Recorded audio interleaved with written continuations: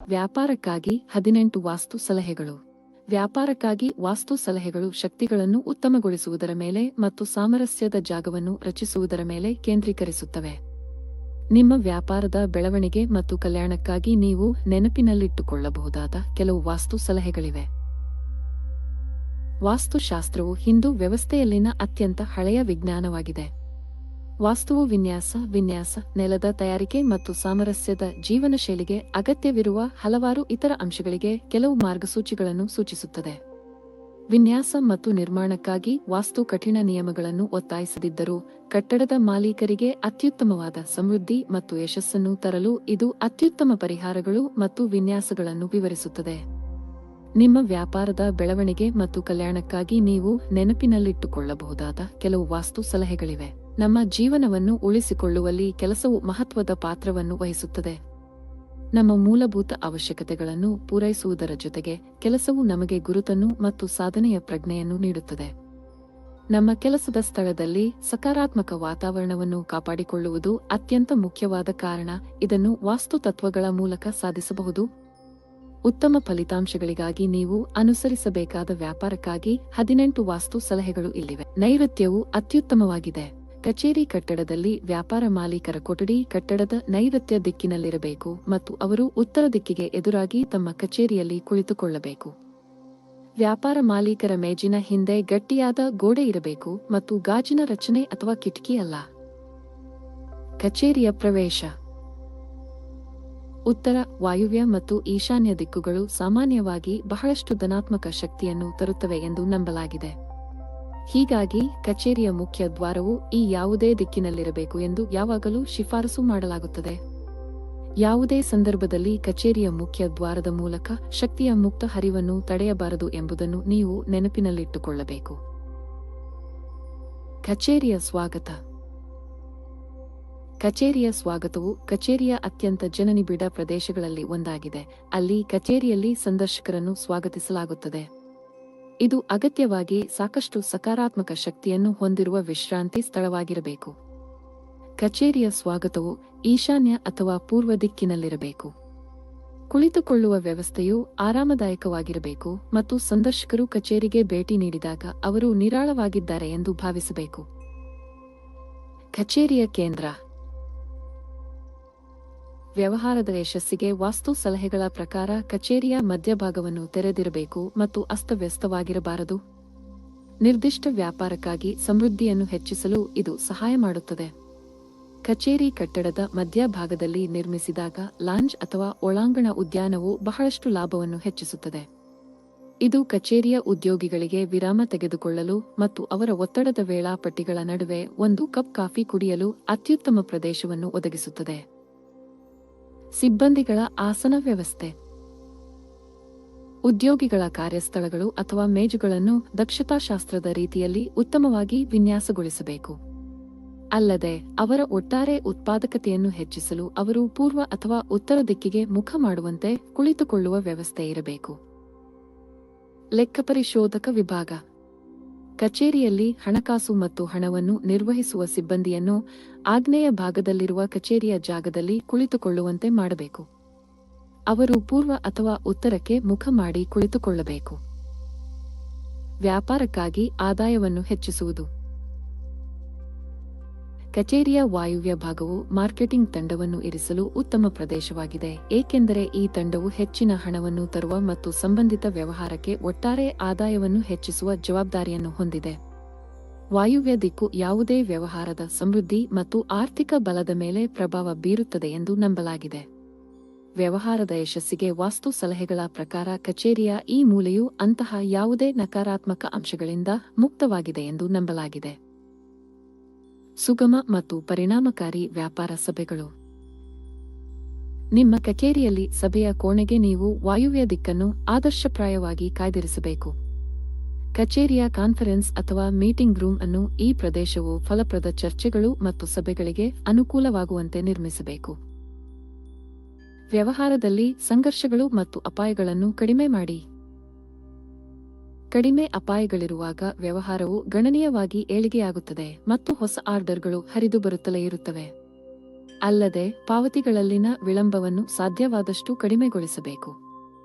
ಕಚೇರಿಯ ಉತ್ತರ ದಿಕ್ಕು ಬೆಂಕಿಯಂತಹ ಯಾವುದೇ ಅಂಶಗಳಿಂದ ಮುಕ್ತವಾಗಿರಬೇಕು. ನಿಮ್ಮ ಕಚೇರಿಯ ಉತ್ತರ ಭಾಗದಲ್ಲಿರುವ ಗೋಡೆಗಳನ್ನು ಕೆಂಪು ಬಣ್ಣದಲ್ಲಿ ಚಿತ್ರಿಸಲು ನೀವು ಎಂದಿಗೂ ಆಯ್ಕೆ ಮಾಡಬಾರದು. ಅಲ್ಲದೆ ಕಚೇರಿಯ ಈ ಭಾಗದಲ್ಲಿ ಪ್ಯಾಂಟ್ರಿ ಅಥವಾ ಅಡಿಗೆ ನಿರ್ಮಿಸುವುದನ್ನು ನಿಷೇಧಿಸಲಾಗಿದೆ. ಅಕ್ವೇರಿಯಂ ಹೊಂದಿರಿ. ವ್ಯವಹಾರದ ಯಶಸ್ಸಿಗೆ ವಾಸ್ತು ಸಲಹೆಗಳ ಪ್ರಕಾರ ನೀವು ಕಚೇರಿ ಸ್ಥಳದ ಈಶಾನ್ಯ ಭಾಗದ ಕಡೆಗೆ ಅಕ್ವೇರಿಯಂ ಅನ್ನು ಇಡಬೇಕು. ವಾಸ್ತುವಿನ ಮಾರ್ಗಸೂಚಿಗಳ ಪ್ರಕಾರ ವ್ಯವಹಾರದಲ್ಲಿ ಅಪೇಕ್ಷಿತ ಸಮೃದ್ಧಿಯನ್ನು ತರಲು 1 ಕಪ್ಪು ಮೀನು ಮತ್ತು 9 ಚಿನ್ನದ ಮೀನುಗಳನ್ನು ಹೊಂದಿರುವ ಅಕ್ವೇರಿಯಂ ಅನ್ನು ಕಚೇರಿಯ ಈಶಾನ್ಯ ಭಾಗದಲ್ಲಿ ಮೂಲೆಯಲ್ಲಿ ಇರಿಸಬೇಕು. ಆಯತಾಕಾರದ ಆಕಾರಗಳೊಂದಿಗೆ ಪೀಠೋಪಕರಣಗಳು. ವಾಸ್ತುಶಾಸ್ತ್ರದ ಪ್ರಕಾರ ನೀವು ಆಯತಾಕಾರದ ಅಥವಾ ಚದರ ಆಕಾರದ ಕಾರ್ಯಸ್ಥಳಗಳು ಅಥವಾ ಪೀಠೋಪಕರಣಗಳನ್ನು ಕಚೇರಿಯಲ್ಲಿ ಇರಿಸಬೇಕು. ಕೆಲಸದ ಸ್ಥಳದಲ್ಲಿ ಧನಾತ್ಮಕ ಶಕ್ತಿಯನ್ನು ಹೆಚ್ಚಿಸುವ ಉದ್ದೇಶಕ್ಕಾಗಿ ನೀವು ಅನಿಯಮಿತ ಆಕಾರದ ಅಥವಾ ಎಲ್ಲಾಕಾರದ ಡೆಸ್ಕ್ಗಳನ್ನು ಇರಿಸುವುದನ್ನು ತಪ್ಪಿಸಬೇಕು. ತಡೆರಹಿತ ನಗದು ಹರಿವು. ಒಂದು ವೇಳೆ ಕಚೇರಿಯು ನಗದು ಮತ್ತು ಪ್ರಮುಖ ದಾಖಲೆಗಳನ್ನು ಸಂಗ್ರಹಿಸಲು ಲಾಕರ್ ಅಥವಾ ಸೇಫ್ ಅನ್ನು ಹೊಂದಲು ಬಯಸಿದರೆ ಅದಕ್ಕೆ ಉತ್ತಮ ಸ್ಥಳವೆಂದರೆ ಕಚೇರಿ ಸ್ಥಳದ ನೈಋತ್ಯ ಭಾಗವಾಗಿದೆ. ಸುರಕ್ಷಿತ ಅಥವಾ ಲಾಕರ್ನ ಬಾಗಿಲು ಉತ್ತರ ದಿಕ್ಕಿನಲ್ಲಿ ತೆರೆಯಬೇಕು ಎಂದು ನೀವು ಖಚಿತಪಡಿಸಿಕೊಳ್ಳಬೇಕು. ಪೂಜಾ ಪ್ರದೇಶ. ಒಂದು ಕಚೇರಿಯು ಪೂಜೆಗಾಗಿ ಮೀಸಲಾದ ಸ್ಥಳವನ್ನು ಹೊಂದಲು ಬಯಸಿದರೆ ನಂತರ ಪೂಜಾ ಕೊಠಡಿಯನ್ನು ನಿರ್ಮಿಸಲು ಉತ್ತಮ ಸ್ಥಳವೆಂದರೆ ಕಚೇರಿ ಕಟ್ಟಡದ ಈಶಾನ್ಯ ಮೂಲೆಯಲ್ಲಿದೆ. ವಿದ್ಯುತ್ ಉಪಕರಣಗಳು. ಎಲ್ಲಾ ಕಚೇರಿಗಳಿಗೆ ಅದರ ಸುಗಮ ಮತ್ತು ಆರಾಮದಾಯಕ ಕಾರ್ಯನಿರ್ವಹಣೆಗಾಗಿ ಹಲವಾರು ವಿದ್ಯುತ್ ಉಪಕರಣಗಳು ಬೇಕಾಗುತ್ತವೆ. ಭಾರೀ ವಿದ್ಯುತ್ ಉಪಕರಣಗಳನ್ನು ಇರಿಸಲು ಮತ್ತು ರಿಪೇರಿ ಮತ್ತು ಸ್ಥಗಿತಗಳನ್ನು ಕಡಿಮೆ ಮಾಡಲು ಉತ್ತಮ ನಿರ್ದೇಶನವೆಂದರೆ ಕಚೇರಿ ಕಟ್ಟಡದ ಆಗ್ನೇಯ ಭಾಗ. ವಾಶ್ರೂಮ್ಗಳು. ವಾಶ್ರೂಮ್ಗಳು ಮತ್ತು ಶೌಚಾಲಯಗಳು ನಕಾರಾತ್ಮಕ ಅಥವಾ ಕೆಟ್ಟ ಶಕ್ತಿಯೊಂದಿಗೆ ಸಂಬಂಧ ಹೊಂದಿವೆ ಎಂದು ನಂಬಲಾಗಿದೆ. ಕಚೇರಿ ಕಟ್ಟಡದ ನೈಋತ್ಯ ಅಥವಾ ಈಶಾನ್ಯ ದಿಕ್ಕಿನಲ್ಲಿ ಅವುಗಳನ್ನು ನಿರ್ಮಿಸುವುದು ಉತ್ತಮ. ಕಚೇರಿಯಲ್ಲಿ ಲಿಫ್ಟ್ಗಳು ಅಥವಾ ಎಲಿವೇಟರ್ಗಳು. ಕಚೇರಿ ಜಾಗದಲ್ಲಿ ಲಿಫ್ಟ್ ಅನ್ನು ಸ್ಥಾಪಿಸಲು ಸೂಕ್ತವಾದ ದೃಷ್ಟಿಕೋನವು ಉತ್ತರ ಅಥವಾ ಪೂರ್ವ ಭಾಗದಲ್ಲಿದೆ. ಈಶಾನ್ಯ ಅಥವಾ ನೈಋತ್ಯ ದಿಕ್ಕಿನಲ್ಲಿ ಲಿಫ್ಟ್ಗಳು ಅಥವಾ ಎಲಿವೇಟರ್ಗಳನ್ನು ಸ್ಥಾಪಿಸದಂತೆ ಹೆಚ್ಚು ಸಲಹೆ ನೀಡಲಾಗುತ್ತದೆ. ಎಲಿವೇಟರ್ಗಳನ್ನು ನೇರವಾಗಿ ಮುಖ್ಯ ಬಾಗಿಲಿನ ಮುಂದೆ ಇಡುವುದು ಹಾನಿಕಾರಕವೆಂದು ಪರಿಗಣಿಸಲಾಗಿದೆ. ವಾಸ್ತು ಪ್ರಕಾರ ಇದು ಕೋಣೆಯಿಂದ ಧನಾತ್ಮಕ ಶಕ್ತಿಯನ್ನು ತೆಗೆದುಹಾಕುತ್ತದೆ. ಕಚೇರಿಯಲ್ಲಿ ಮೆಟ್ಟಿಲು. ಕಚೇರಿಯಲ್ಲಿ ಮೆಟ್ಟಿಲುಗಳನ್ನು ಹೊಂದಲು ಉತ್ತಮ ದಿಕ್ಕು ದಕ್ಷಿಣ ಅಥವಾ ನೈಋತ್ಯ. ಕೆಲಸದ ಸ್ಥಳದ ಮಧ್ಯದಲ್ಲಿ ಲಿಫ್ಟ್ ನಿರ್ಮಿಸುವುದನ್ನು ತಪ್ಪಿಸಲು ಜಾಗರೂಕರಾಗಿರಿ, ಏಕೆಂದರೆ ಇದು ಹಣಕಾಸಿನ ನಷ್ಟವನ್ನು ಉಂಟುಮಾಡಬಹುದು. ವ್ಯವಹಾರಕ್ಕಾಗಿ ವಾಸ್ತು ಸಲಹೆಗಳ ಪ್ರಕಾರ ಸುರುಳಿಯಾಕಾರದ ಮೆಟ್ಟಿಲುಗಳನ್ನು ತಪ್ಪಿಸಬೇಕು, ಏಕೆಂದರೆ ಅವು ಕಚೇರಿಯಲ್ಲಿ ಧನಾತ್ಮಕ ಶಕ್ತಿಯ ಹರಿವಿಗೆ ಅಡ್ಡಿಯಾಗಬಹುದು. ಇದಲ್ಲದೆ ಸಾಮರಸ್ಯದ ಕೆಲಸದ ವಾತಾವರಣವನ್ನು ಸೃಷ್ಟಿಸಲು ಮೆಟ್ಟಿಲುಗಳನ್ನು ಮೃದು ಮತ್ತು ಸೂಕ್ಷ್ಮ ಬಣ್ಣಗಳಲ್ಲಿ ಚಿತ್ರಿಸಲು ಸೂಚಿಸಲಾಗುತ್ತದೆ. ವ್ಯಾಪಾರಕ್ಕಾಗಿ ವಾಸ್ತು ಸಲಹೆಗಳು. ಹೊಂದಿರಬೇಕಾದ ವಸ್ತುಗಳು. ಸಾಮರಸ್ಯವನ್ನು ಉತ್ತೇಜಿಸಲು ಮತ್ತು ಧನಾತ್ಮಕ ಶಕ್ತಿಯನ್ನು ಹೆಚ್ಚಿಸಲು ನೀವು ಕೆಲವು ವಾಸ್ತು ವಸ್ತುಗಳನ್ನು ಸೇರಿಸುವುದನ್ನು ಪರಿಗಣಿಸಬಹುದು. ಈ ವಿಷಯಗಳು ಯಶಸ್ಸು ಮತ್ತು ಉತ್ಪಾದಕತೆಯನ್ನು ಉತ್ತೇಜಿಸುವ ಸಾಮರಸ್ಯ ಮತ್ತು ಮಂಗಳಕರ ವಾತಾವರಣವನ್ನು ಸೃಷ್ಟಿಸುತ್ತವೆ ಎಂದು ನಂಬಲಾಗಿದೆ. ವಾಸ್ತುಯಂತ್ರಗಳು. ಶ್ರೀಯಂತ್ರ ಅಥವಾ ಗಣೇಶ ಯಂತ್ರವು ಜ್ಯಾಮಿತೀಯ ಪ್ರಾತಿನಿಧ್ಯವಾಗಿದೆ ಮತ್ತು ಅವುಗಳನ್ನು ನಿಮ್ಮ ಕಚೇರಿಯಲ್ಲಿ ಸ್ಥಾಪಿಸುವುದರಿಂದ ಉತ್ತಮ ವೈಬ್ಗಳನ್ನು ಸೆಳೆಯಬಹುದು ಮತ್ತು ಸಮೃದ್ಧಿಯನ್ನು ಬೆಳೆಸಬಹುದು. ವಾಸ್ತು ಪಿರಮಿಡ್ಗಳು. ವಾಸ್ತು ಪಿರಮಿಡ್ಗಳು ವಾಸ್ತು ದೋಷಗಳು ಅಥವಾ ಅಸಮತೋಲನವನ್ನು ಗುಣಪಡಿಸುವ ಪ್ರಮುಖ ಅಂಶಗಳಲ್ಲಿ ಒಂದಾಗಿದೆ. ನಿಮ್ಮ ವ್ಯವಹಾರದ ಸುಗಮ ಕಾರ್ಯನಿರ್ವಹಣೆಯನ್ನು ಖಚಿತಪಡಿಸಿಕೊಳ್ಳಲು ನೀವು ಈ ಐಟಂ ಅನ್ನು ನಿಮ್ಮ ಕಚೇರಿ ಕ್ಯಾಬಿನ್ನ ನೈಋತ್ಯ ಮೂಲೆಯಲ್ಲಿ ಇರಿಸಬಹುದು. ಒಳಾಂಗಣ ಸಸ್ಯಗಳು. ಶಾಂತಿ ಲಿಲ್ಲಿಗಳು, ಬಿದಿರು ಅಥವಾ ಹಣದ ಸಸ್ಯಗಳಂತಹ ಒಳಾಂಗಣ ಸಸ್ಯಗಳೊಂದಿಗೆ ನಿಮ್ಮ ಕೆಲಸದ ವಾತಾವರಣವನ್ನು ಅಲಂಕರಿಸಿ. ಈ ಸಸ್ಯಗಳು ಗಾಳಿಯನ್ನು ಶುದ್ಧೀಕರಿಸುತ್ತವೆ ಮತ್ತು ಕಲಾತ್ಮಕವಾಗಿ ಸುಂದರವಾಗಿರುವುದರ ಜೊತೆಗೆ ಧನಾತ್ಮಕ ಶಕ್ತಿಯನ್ನು ಸೆಳೆಯುತ್ತವೆ ಎಂದು ನಂಬಲಾಗಿದೆ. ನೀರಿನ ವೈಶಿಷ್ಟ್ಯಗಳು. ಹಿತವಾದ ವಾತಾವರಣವನ್ನು ಸೃಷ್ಟಿಸಲು ಮತ್ತು ಕಚೇರಿಯಲ್ಲಿ ಶಾಂತಿಯುತ ವಾತಾವರಣವನ್ನು ಉತ್ತೇಜಿಸಲು ಕಾರಂಜಿಗಳು ಅಥವಾ ಟೇಬಲ್ ಟಾಪ್ ಜಲಪಾತಗಳಂತಹ ನೀರಿನ ಅಂಶಗಳನ್ನು ಸೇರಿಸುವುದನ್ನು ಪರಿಗಣಿಸಿ. ಹರಿಯುವ ನೀರು ಒತ್ತಡವನ್ನು ಕಡಿಮೆ ಮಾಡುತ್ತದೆ ಮತ್ತು ಧನಾತ್ಮಕ ಶಕ್ತಿಗಳನ್ನು ಸಕ್ರಿಯಗೊಳಿಸುವ ಮೂಲಕ ಶಾಂತತೆಯ ಭಾವವನ್ನು ತರುತ್ತದೆ ಎಂದು ನಂಬಲಾಗಿದೆ. ವ್ಯಾಪಾರಕ್ಕಾಗಿ ವಾಸ್ತು ಸಲಹೆಗಳ ಸಾರಾಂಶ. ಉತ್ತಮ, ಸ್ಫೂರ್ತಿದಾಯಕ ಮತ್ತು ಸಂತೋಷದ ಕೆಲಸದ ವಾತಾವರಣವನ್ನು ಹೊಂದಿಸುವುದು ನಿಮ್ಮ ವ್ಯಾಪಾರದ ಯಶಸ್ಸು ಮತ್ತು ಬೆಳವಣಿಗೆಗೆ ನೇರವಾಗಿ ಅನುಪಾತದಲ್ಲಿರುತ್ತದೆ. ವ್ಯವಹಾರಕ್ಕಾಗಿ ಮೇಲಿನ ಚರ್ಚಿತ ವಾಸ್ತು ಸಲಹೆಗಳನ್ನು ಸಂಯೋಜಿಸುವ ಮೂಲಕ ನೀವು ನಿರ್ವಹಣೆ ಮತ್ತು ಸಿಬ್ಬಂದಿ ಇಬ್ಬರಿಗೂ ಧನಾತ್ಮಕ ಮತ್ತು ಸಾಮರಸ್ಯದ ಕೆಲಸದ ಸ್ಥಳವನ್ನು ಸುಲಭವಾಗಿ ರಚಿಸಬಹುದು. ಈ ಸಲಹೆಗಳು ನಿಮ್ಮ ಉದ್ಯೋಗಿಗಳ ಒಟ್ಟಾರೆ ಯೋಗಕ್ಷೇಮವನ್ನು ಖಚಿತಪಡಿಸುತ್ತವೆ, ಉತ್ಪಾದಕತೆಯನ್ನು ಹೆಚ್ಚಿಸುತ್ತವೆ ಮತ್ತು ಸಂಸ್ಥೆಯೊಳಗೆ ಏಕತೆಯ ಪ್ರಜ್ಞೆಯನ್ನು ಬೆಳೆಸುತ್ತವೆ. ವ್ಯಾಪಾರದ ಸ್ಥಳಗಳಲ್ಲಿ ವಾಸ್ತು ವಿಷಯಗಳು. ಮಾನವನಿಗೆ ಹೊಟ್ಟೆ ಎಷ್ಟು ಮುಖ್ಯವೋ ಅದನ್ನು ತುಂಬಿಸಲು ಉಪಯೋಗಿಸುವ ಬಾಯಿಯೂ ಅಷ್ಟೇ ಮುಖ್ಯವಾದುದು. ಆದ್ದರಿಂದ ಹೊಟ್ಟೆಬಾಯಿಗಳೆರಡೂ ಆರೋಗ್ಯಕರವಾಗಿರುವುದು ಅಷ್ಟೇ ಮುಖ್ಯ.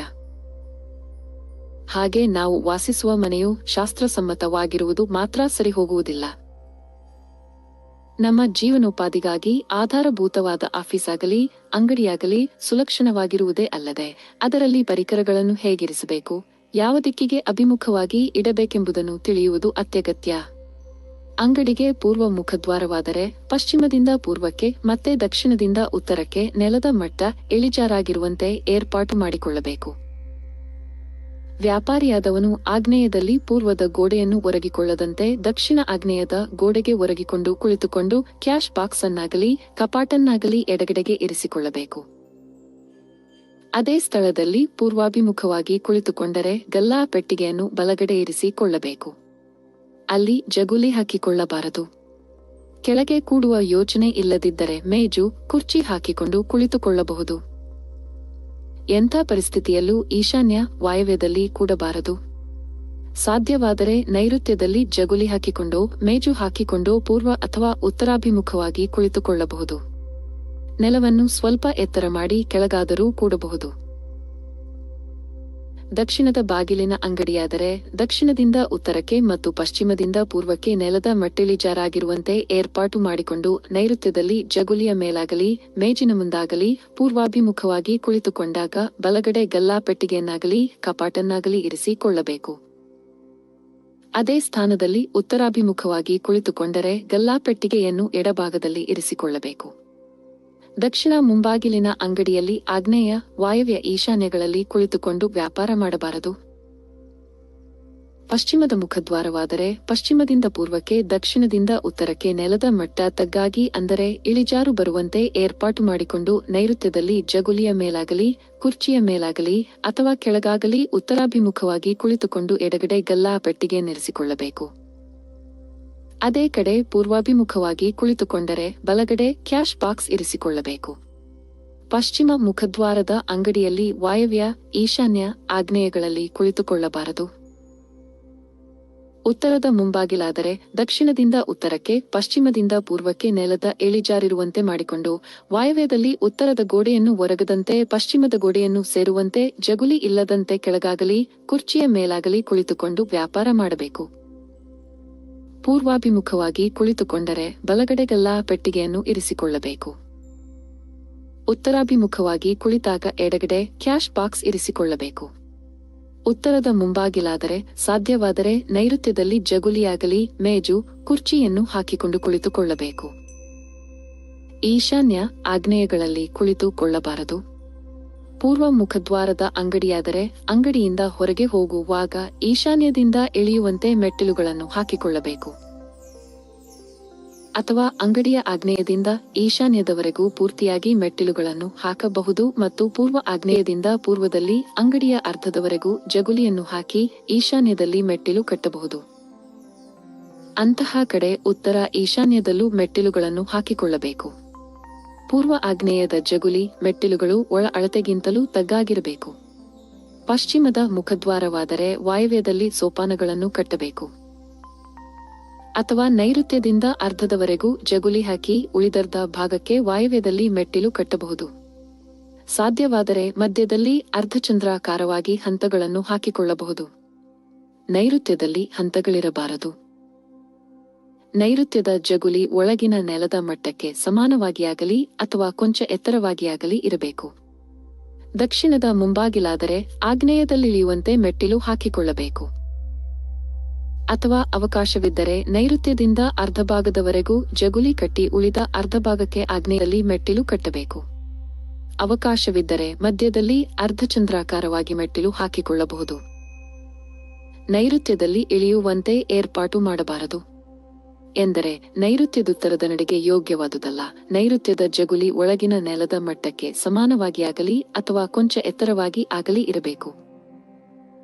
ಉತ್ತರದ ಮುಂಬಾಗಿಲಾದರೆ ಈಶಾನ್ಯದಲ್ಲಿ ಸೋಪಾನಗಳನ್ನು ಕಟ್ಟಬೇಕು ಅಥವಾ ವಾಯವ್ಯದಿಂದ ಈಶಾನ್ಯದವರೆಗೂ ಪೂರ್ತಿಯಾಗಿ ಮೆಟ್ಟಿಲುಗಳನ್ನು ಹಾಕಬೇಕು. ಅವಕಾಶವಿದ್ದರೆ ವಾಯವ್ಯದಿಂದ ಅರ್ಧದವರೆಗೂ ಜಗುಲಿಯನ್ನು ಹಾಕಿ ಈಶಾನ್ಯದಲ್ಲಿ ಸೋಪಾನಗಳನ್ನು ಹಾಕಬೇಕು. ಈ ವಾಯವ್ಯದಲ್ಲಿ ಹಾಕುವ ಜಗುಲಿ ನೆಲದ ಮಟ್ಟಕ್ಕಿಂತಲೂ ಎತ್ತರವಾಗಿರಬಾರದು. ಎಂಥ ಪರಿಸ್ಥಿತಿಯಲ್ಲೂ ಪೂರ್ವ ಉತ್ತರ ಮುಖ ದ್ವಾರದ ಅಂಗಡಿಗಳಿಗೆ ಅರ್ಧಚಂದ್ರಾಕಾರದ ಮೆಟ್ಟಿಲುಗಳನ್ನು ಕಟ್ಟಬಾರದು. ದಕ್ಷಿಣದಲ್ಲಿ ತಕ್ಕಡಿಯನ್ನು ಜಗುಲಿಯ ಮೇಲಾಗಲಿ ಎತ್ತರದಲ್ಲಾಗಲಿ ಪಶ್ಚಿಮ ದಕ್ಷಿಣದ ಗೋಡೆಯ ತಲೆ ಇರಿಸಿಕೊಳ್ಳಬೇಕು. ಶೋಕೇಸುಗಳನ್ನು, ಸ್ಟಾಂಡುಗಳನ್ನು, ಮೂಟೆಗಳನ್ನು ಮತ್ತಿತರ ಭಾರವಾದ ವಸ್ತುಗಳನ್ನು ಈಶಾನ್ಯದಲ್ಲಿರಿಸಬಾರದು. ವ್ಯಾಪಾರ ಸಂಸ್ಥೆಯ ಯಜಮಾನರಾಗಲಿ ಮ್ಯಾನೇಜರ್ ಆಗಲಿ ತಾವು ಕೂಡುವ ಕೋಣೆಯನ್ನು ನೈಋತ್ಯದಲ್ಲಿರುವಂತೆ ಏರ್ಪಾಟು ಮಾಡಿಕೊಳ್ಳಬೇಕು. ಅದರಲ್ಲಿ ಅವರು ಪೂರ್ವ ಅಥವಾ ಉತ್ತರಾಭಿಮುಖವಾಗಿ ಕೂಡಬೇಕು. ಆ ಕೋಣೆಯ ಬಾಗಿಲನ್ನು ಉತ್ತರ, ಪೂರ್ವ ದಿಕ್ಕುಗಳಲ್ಲಿ ಈಶಾನ್ಯದಲ್ಲೇ ಇರಿಸಿಕೊಳ್ಳಬೇಕು. ಯಾವ ಸಂದರ್ಭದಲ್ಲೂ ಆಗ್ನೇಯ, ವಾಯವ್ಯದತ್ತ ಬಾಗಿಲನ್ನಿರಿಸಬಾರದು. ಪೂರ್ವ ಮುಖದ್ವಾರದ ಅಂಗಡಿಗೆ 2 ಶಟರ್ಗಳಿದ್ದರೆ ಪೂರ್ವ ಈಶಾನ್ಯದ ಶಟರನ್ನು ತೆರೆದಿರಿಸಬೇಕು. ಆಗ್ನೇಯದ ಶಟರನ್ನು ಮುಚ್ಚಿರಬೇಕು. ಅಥವಾ 2 ಶಟರ್ಗಳನ್ನು ತೆರೆದಿರಿಸಬೇಕು. ಯಾವಾಗಲೂ ಈಶಾನ್ಯದ ಶಟರ್ ಮುಚ್ಚಿ ಆಗ್ನೇಯದ ಶಟರನ್ನು ತೆರೆದಿರಿಸಬಾರದು. ಹಾಗೆ ಮರದ ಹಲಗೆಯ ಬಾಗಿಲಿನ ವಿಷಯದಲ್ಲೂ ಇದೇ ಪದ್ಧತಿಯನ್ನು ಅನುಸರಿಸಬೇಕು. ದಕ್ಷಿಣದ ಅಂಗಡಿಯೆಂದರೆ ಆಗ್ನೇಯದ ಶಟರ್ ತೆಗೆದು ನೈಋತ್ಯದ ಶಟರ್ ಅನ್ನು ಮುಚ್ಚಿರಬೇಕು ಅಥವಾ ಎರಡನ್ನೂ ತೆರೆದಿಡಬೇಕು. ಯಾವಾಗಲೂ ನೈಋತ್ಯದ ಶಟರನ್ನು ತೆರೆದಿರಿಸಿ ಆಗ್ನೇಯದ ಶಟರನ್ನು ಮುಚ್ಚಬಾರದು. ಪಶ್ಚಿಮದ ಅಂಗಡಿಯಾದರೆ ವಾಯವ್ಯದ ಶಟರ್ ತೆಗೆದು ನೈಋತ್ಯದ ಶಟರ್ ಅನ್ನು ಮುಚ್ಚಬೇಕು ಅಥವಾ ಎರಡನ್ನೂ ತೆರೆಯಬೇಕು. ಯಾವಾಗಲೂ ನೈಋತ್ಯದ ಶಟರ್ ಅನ್ನು ತೆರೆದಿರಿಸಿ ವಾಯವ್ಯದ ಶಟರನ್ನು ಮುಚ್ಚಬಾರದು.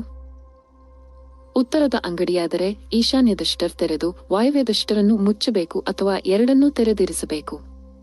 ಯಾವಾಗಲೂ ವಾಯವ್ಯದ ಶಟರನ್ನು ತೆರೆದು ಈಶಾನ್ಯದ ಶಟರನ್ನು ಮುಚ್ಚಬಾರದು. ಕೆಲವರು ಮನೆಗೆ ಈಶಾನ್ಯದ ಮೂಲೆಯಲ್ಲಿ ಸೂರ್ಯನ ರಶ್ಮಿ ಬೀಳುವುದು ಶ್ರೇಯಸ್ಕರವೆಂದು ಆ ಮೂಲೆಯನ್ನು ತೆರೆದಿರಿಸುತ್ತಾರೆ. ಅದು ತುಂಬಾ ದೋಷಪೂರಿತವಾದುದು. ಹೇಗೆಂದರೆ ಪೂರ್ವ ಉತ್ತರಗಳು ಸೇರುವ ಈಶಾನ್ಯದಲ್ಲಿ ಯಾವಾಗ ಮರೆ ಇರುವುದಿಲ್ಲವೋ ಆಗ ಉತ್ತರ ವಾಯವ್ಯ ಪೂರ್ವ ಆಗ್ನೇಯ ಮರೆಯಾಗಿರುತ್ತದೆ. ಮಹಡಿಯ ಮೇಲೆ ಮೋಟುಗೋಡೆ ಕಟ್ಟಿದಾಗ ಈಶಾನ್ಯ ಕಡಿತವಾಗುತ್ತದೆ. ಹೀಗೆ ಅಂಗಡಿಯಾಗಲಿ ಮನೆಯಾಗಲಿ ಇರುವುದು ಶ್ರೇಯಸ್ಕರವಲ್ಲ. ಹಾಗೊಂದು ವೇಳೆ ಈಶಾನ್ಯವನ್ನು ತೆರವು ಮಾಡಬೇಕೆಂದು ಕೊಂಡಾಗ ಈಶಾನ್ಯದಿಂದ ಆಗ್ನೇಯದವರೆಗೂ ಸಮಾನವಾದ ಅಳತೆಯಲ್ಲಿ ಚಾವಣಿಯನ್ನು ತೆಗೆಯಬೇಕು. ಪೂರ್ವದತ್ತ ಹಾಗೆ ತೆಗೆಯುವ ಅವಕಾಶವಿಲ್ಲದಿದ್ದರೆ ಉತ್ತರದತ್ತ ಈಶಾನ್ಯದಿಂದ ವಾಯವ್ಯದವರೆಗೂ ಒಂದೇ ಅಳತೆಯಲ್ಲಿ ತೆಗೆಯುವುದು ಒಳ್ಳೆಯದು.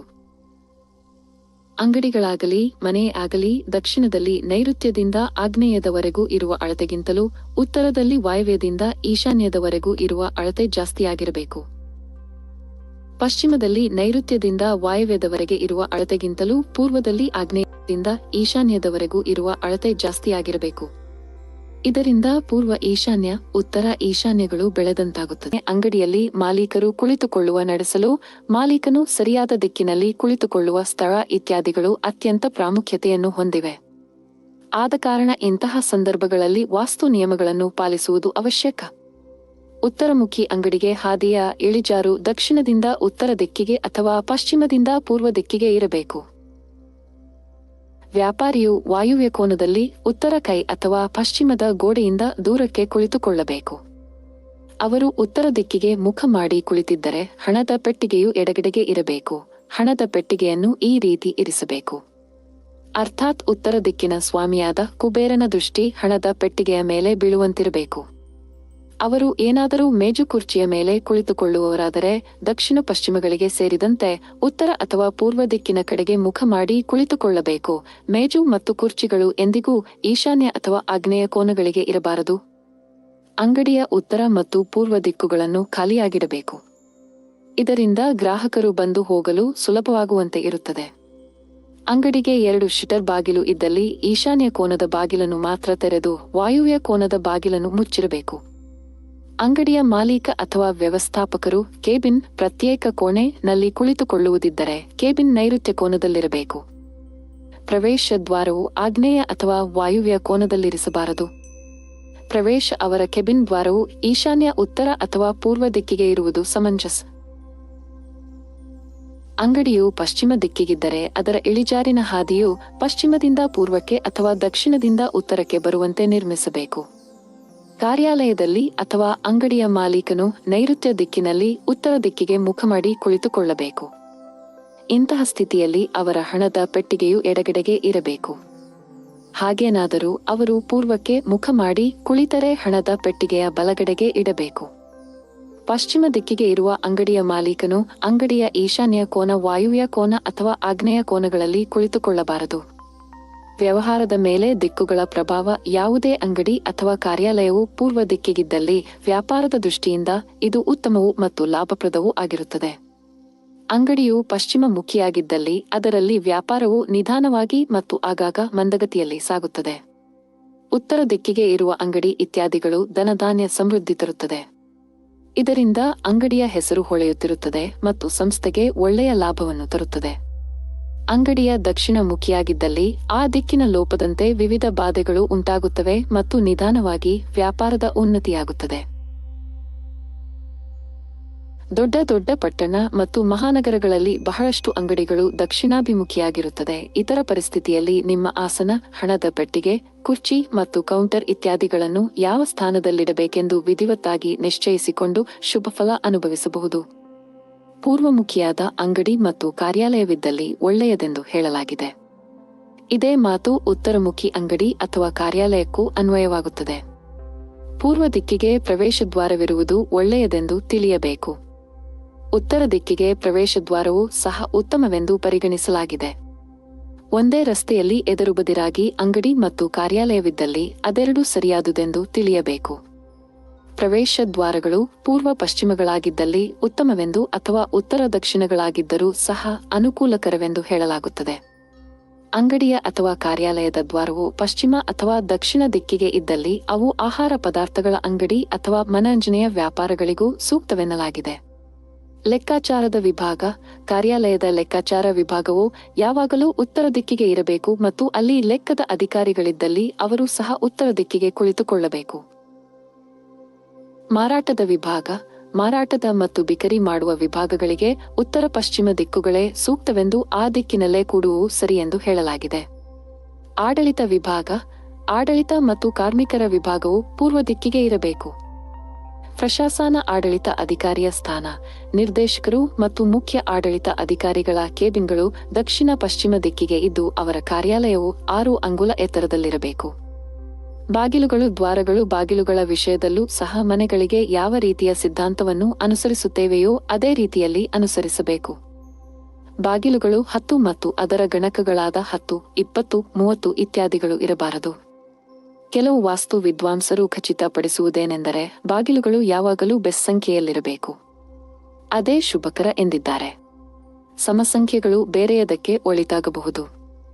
ಈ ನುಡಿಗಳು ಅಂಗಡಿಗಳಿಗೆ ಅನ್ವಯಿಸುವುದಿಲ್ಲ, ಏಕೆಂದರೆ ಅವುಗಳಿಗೆ ಒಂದೇ ಒಂದು ಪ್ರವೇಶದ್ವಾರವಿರುತ್ತದೆ. ಆದ ಕಾರಣ ಬಾಗಿಲುಗಳ ಸಂಖ್ಯೆಯು ನಾವು ವಾಸಿಸುವ ಮನೆಗೆ ಅಧಿಕ ಮಹತ್ವವಾಗಿರುತ್ತದೆ. ಅದರಲ್ಲಿ ಒಂದಕ್ಕಿಂತ ಹೆಚ್ಚು ಬಾಗಿಲುಗಳಿರುತ್ತವೆ. ನೀರಿನ ಪಾತ್ರೆ. ಅಂಗಡಿ ಅಥವಾ ಚಿಕ್ಕ ಕಾರ್ಯಾಲಯಗಳಲ್ಲಿ ನೀರಿನ ಪಾತ್ರೆ, ಪಗಡೆ, ನೀರಿನ ಫಿಲ್ಟರ್, ನೀರಿನ ಕೂಲರ್ ಇವುಗಳನ್ನು ಉತ್ತರ ಪೂರ್ವ ದಿಕ್ಕುಗಳಿಗೆ ಇರಿಸಬೇಕೆಂದು ಸಲಹೆ ನೀಡಲಾಗಿದೆ. ಪೂಜಾ ಕೋಣೆ. ಉತ್ತರ ಪೂರ್ವದ ಕೋಣೆಯಲ್ಲಿ ಮೂಲೆಗಳಲ್ಲಿ ಪೂಜಾಗೃಹವನ್ನು ನಿರ್ಮಿಸಬೇಕು.